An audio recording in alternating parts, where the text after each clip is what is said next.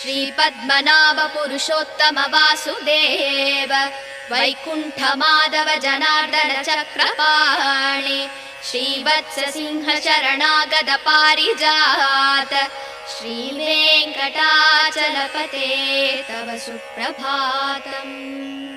कन्दर्पदर्पहर सुन्दर दिव्यमूर्ते कान्ताकुचाम्बुरुह गुड्मललोल दृष्टे कल्याण निर्मल गुणाकर दिव्य कीर्ते श्रीवेङ्कटाचलपते तव सुप्रभातम्। मीनाकृते कमलकोल नृसिंहवर्णिन् स्वामिन् परस्पत तपोधन रामचन्द्र शेषांस राम यदुनन्दन कल्किरूप श्रीवेङ्कटाचलपते तव सुप्रभातम्। केलालवङ्ग